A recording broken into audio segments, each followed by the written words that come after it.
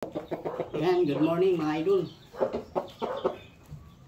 Ang tatalakayin po natin ngayon ay ang sakit na buni o kaskaro.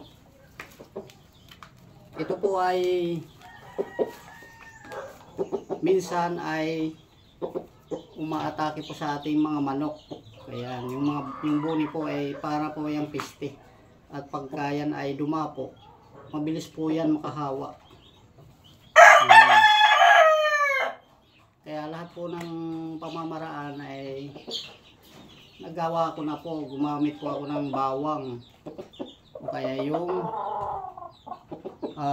tinatawag na wash out o kaya yung Ceromite, mga shampoo ng manok pampaligo. Kapag yun po ay yung inilagay, bumabalik din po yan. Pabalik-balik lang ang buni. Kaya mayroon po na tayong nalaman na ang mabisa pong gamot sa buni ng manok ay yung quick heal o yung fast heal. Yung pa ay ginagamit ng mga nagagamot ng sugat ng manok sa sabungan. Ayan. Para hindi po ma-infection at saka mabilis na gumaling yung mga sugat. Ayan. Mabibili po yan sa mga malalaking poultry supply.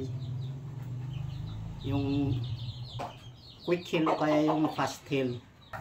Ayan ang ating pong gamit. Ito po yung ating gagamitin ngayon. Isang cotton buds. Cotton buds ito. Ito panglinis po ito sa tinga. At saka itong lalagyan po natin ng quick heal. Ayan. Dito po natin yan isasalin para sa paggagamot. Ayan po. Kasi pag i-spray po natin makalat. Ayan, diyan po natin yan. I-spray po natin diyan.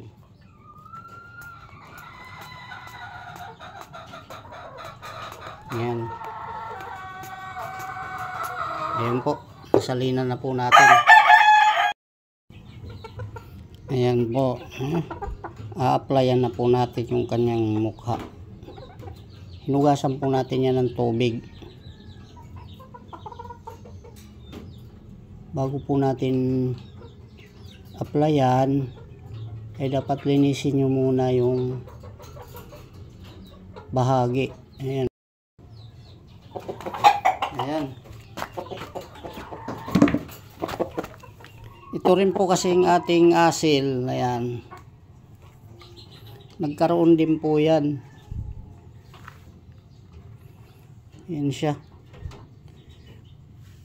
Bali, uulitin po natin ngayon. Applyan ulit. Kasi mapapansin nyo po yung niya. Nandiyan pa yung halos yung buni niya. Ayun o.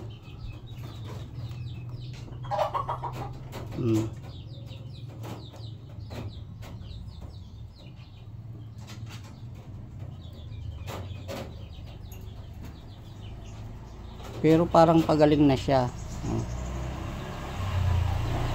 Pangatlong araw po niya ngayon. Ayan, uulitin na lang po natin, lagyan ulit yung mga bahagi na ito.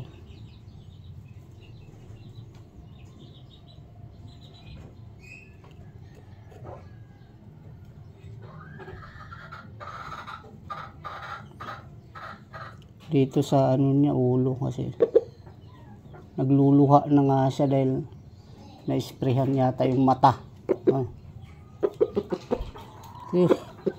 Sus. Alah, na.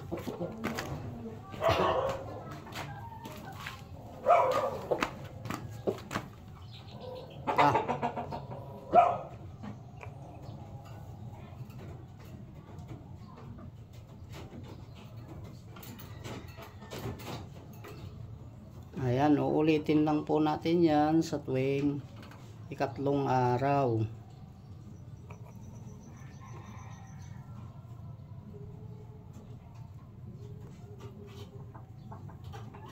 Hanggang sa tuluyan gumaling.